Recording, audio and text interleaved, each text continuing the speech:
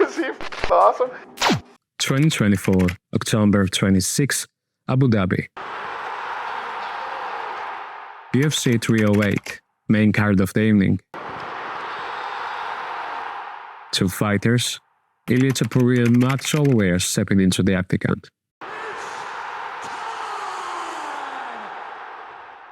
And it begins. Clash of relentless power and seasoned precision. Where ambition meets calm mastery of force, surging forward against immobile odds. Tonight, one will taste the canvas. The question is, who will be this doomed soul? The old force of nature or the battle war veteran? Useful passion or hardened experience? Fire dry or calculated? Fuck this pretentious crap.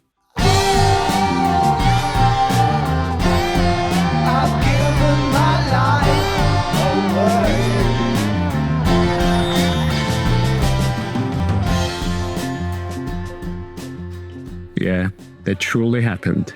Ilia Topuria indeed KO'd the second greatest featherweight of all time. Guy who's never even been knocked down in his entire career, and that's just a couple of months after he knocked out all-time great of the division. How the hell is it even possible? Well, in the next few minutes, we'll try to answer that question. What if I told you that none of this would have happened without Chernobyl disaster?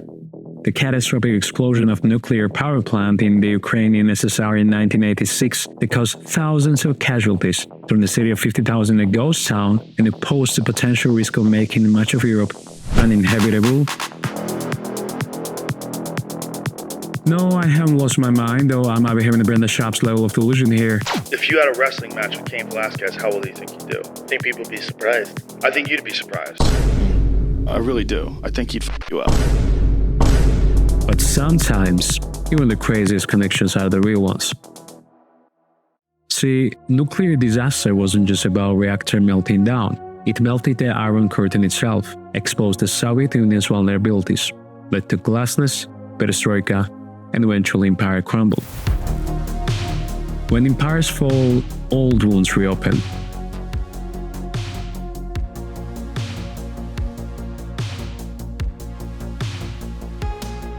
Especially here. The Caucasus Mountains, region so complex, every empire that tried to explain end up with a headache and usually a war.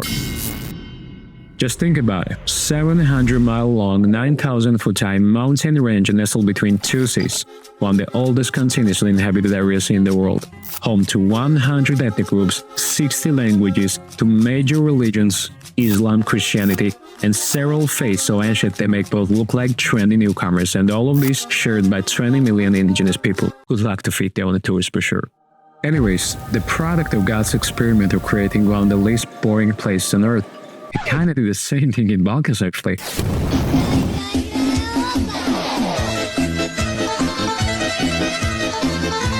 Are the locals, Caucasians, bred and shaped according to their birthplace, proud, passionate, fiercely independent, always ready to fight for the family. They not those Caucasians, no, these Caucasians.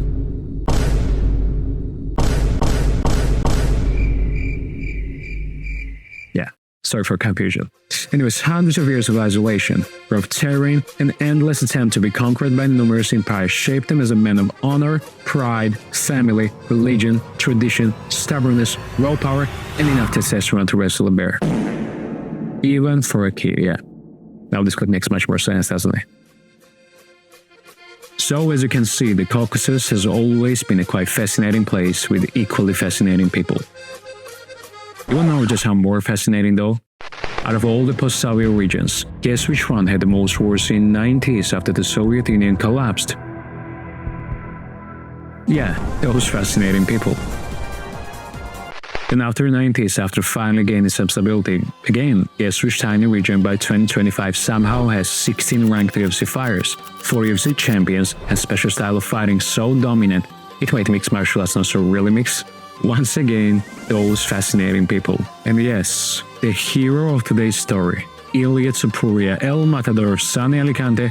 Surprise, surprise, he's from Caucasus. Yeah, what he thought spent all this time breaking out geography, ethnicity, religion, and culture of random mountain range just for fun? No, he's from Caucasus. But not the type of Caucasus we gotten used to in the UFC. The mustache-shaved, buzz-cut, fake takedown and overhand, alhamdulillah chanting kind. No, he's new, upgraded, heavy-handed, hot-tempered, cross-kissing, trash-talking, KO-capable new 2.0 version Caucasian, which means that he's from Southern Caucasus. He's from Georgia.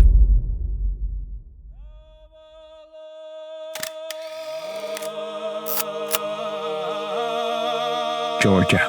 God chose a land of southward high mountains blending into sunny beaches, where hospitality outshines all the other virtues, where warm weather, southern charm, and complicated paths make people draw music from depth of their souls, and where not at Georgia. For God's sake, not again, man. Those similar names. Yeah, once again, sorry for that. Not that Georgia. This Georgia.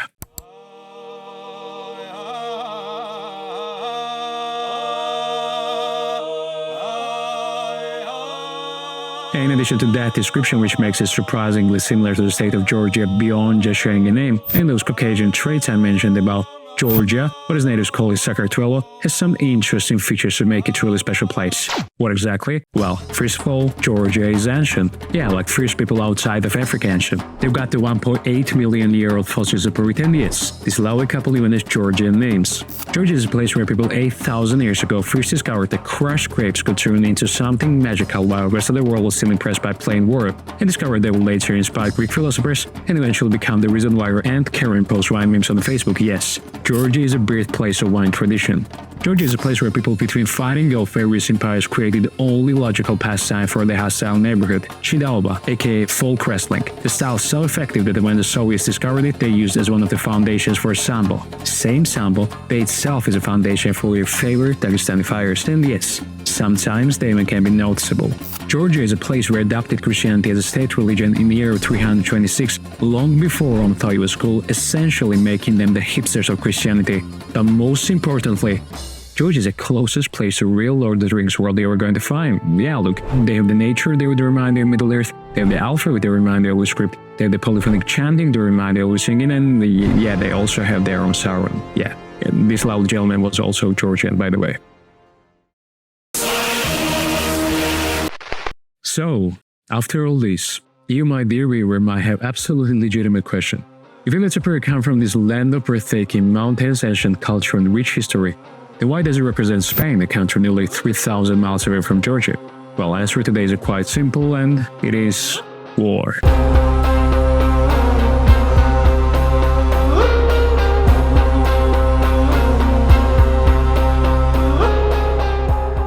War never changes, that's what they say, but in the Caucasus of 1990s, in the Georgia's coastal region of Abkhazia, once known as the Soviet Riviera, war has changed. It evolved into something even more terrible than its usual self. Subtropical climates, palm-lined shores, and majestic mountains rising above the shimmering Black Sea coastline, all gone. The conflict wasn't just another territorial dispute. The Topuria family lived a predominantly Georgian part in Abkhazia. When separatists launched their campaign in 1992, they weren't just fighting for the land, they were forcing out an entire population.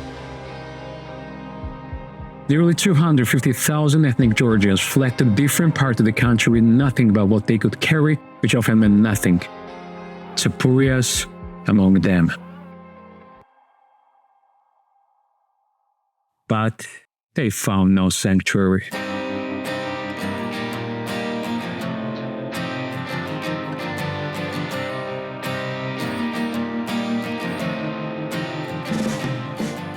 While they had escaped Abkhazia, they stepped into another nightmare. Georgia itself was tearing apart. Civil war, hyperinflation reaching 15,000%, electricity for maybe an hour a day, ordinary life in a former Soviet country in the early 90s. The future wasn't just uncertain, it was invisible. So Topurias looked west, far west, to Germany, a country that had opened its arms to those fleeing the post-Soviet turmoil. Everything familiar, language, culture, community, left behind for a chance at stability. In Halle, industrial city still adapting to its post-East German identity, the Topurias joined thousands of other Georgian refugees.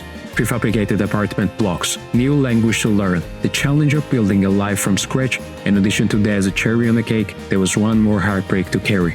Their young daughter, left behind at the airport in Georgia, stuck in a tangle of bureaucratic red tape, a family split at the threshold of escape.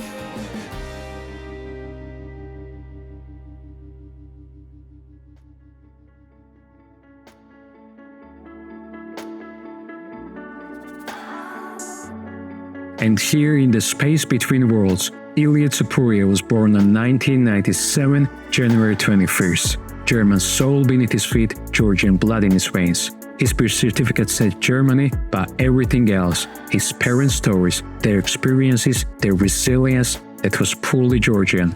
For young Ilia, connection to Georgia, its mountains and seas, its language and rhythms never faded. It was passed to their children in bedtime stories, in foods prepared with ingredients found in specialty markets, in a way they spoke of home while looking eastward. Every conversation orbited around the homeland, memories of relatives, village stories, traditions preserved like a treasures. For a child who never set foot on a Georgian soul, Germany might as well be a distant planet, while Georgia, the Caucasus, lived in every corner of the small apartment.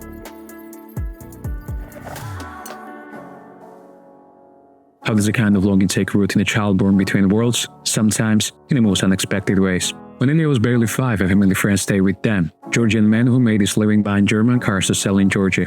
The night before his departure, his car keys vanished. The entire family searched frantically. A mysterious soul when they found little Ilia, keys clutched in his small fist, hidden behind the curtain. When they asked him a reason for hiding it, he blubbered. I took the key because I want to go to Georgia with him. Let's go with the car. Let's go home.